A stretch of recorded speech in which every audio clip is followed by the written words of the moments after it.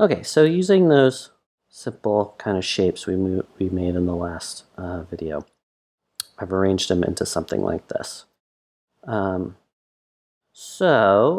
next thing we're going to do, just like before, is we're going to create a camera. So I duplicated my camera, I called it Shot Cam. All right, and then I'm going to look through Shot Cam. All right, so I want to talk a little bit about focal length. So how it works is the lower the focal length, the wider the field of view, the bigger the scene feels. So now this thing feels like gigantic, all right? It's also more immersive. It feels like you're in this space.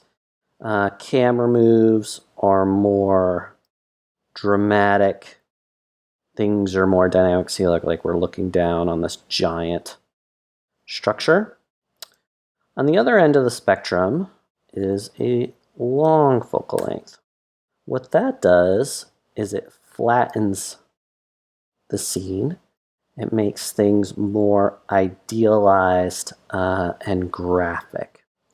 Parallel lines in the geometry will appear parallel in the frame. So that's actually what I want to do here. This is more like a still life. It's a little graphic. Now what I could do if I want to be really precise with the placement of this camera is just like our lights, I can put it in a group. And so let's try that out here.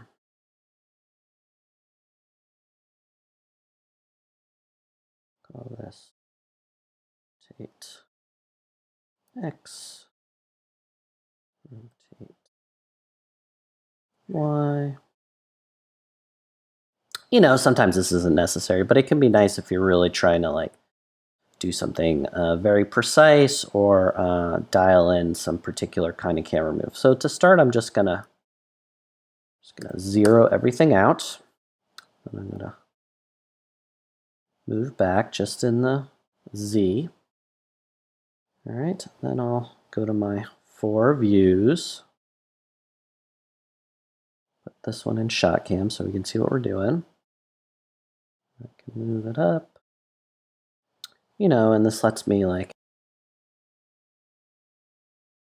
you know, move around here. Set it to exactly the angle I want. Maybe I want to kind of look down on it a little. Yeah, that's kind of nice.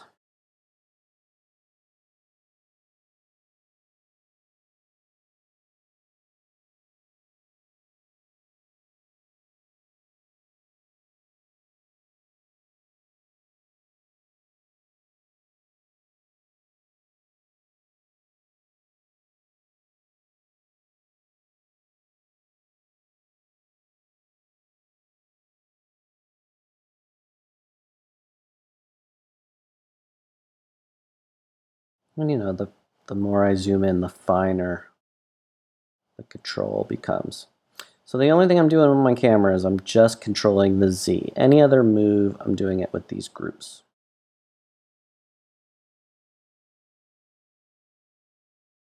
So maybe it's looking down a little too much.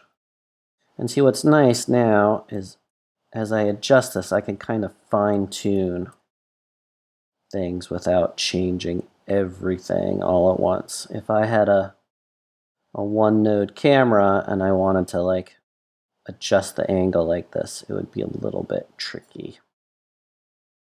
Okay, so there's a couple more things we need to do. If you notice kind of strange little artifacts, like this little corner here, you can adjust the clipping planes, which is something I talked about in design 3 or design 4, I forget. And that'll just kind of clean up the render here. We can talk about those some other time. Okay, the last thing we need before we start lighting is a material. So right now everything's in the default gray Lambert that everything starts with, but I want to get in the habit in this class of using a standard surface, an Arnold standard surface. It's a monolithic shader. It's a shader you can use to make 95% of the things you want to make. So to do that, we do create material standard surface. For now, I don't want any other parameter other than the base level, so I turn the specular off, and I want it to be just white. So by default, when you come in here, it's a hardware view, and that doesn't really tell you what it's going to look like when you render, so you can actually develop your materials right in the Hypershade and try out different bits of geometry, try out different color scenarios, add your own lighting, so you can kind of develop your shaders independent of the scene, which is really awesome. So I just want a white standard surface. I think it's really important to name everything all the time. All right, and I like a white shader with no other kind of parameters because I can really look at the lighting. I can make sure the exposure is right, and I kind of like to take things as far as they can before I start noodling away with the shaders. And the most efficient way to assign that to everything is just click what you want to assign the shader to, right click, assign as existing material, matte white. All right, I will save that.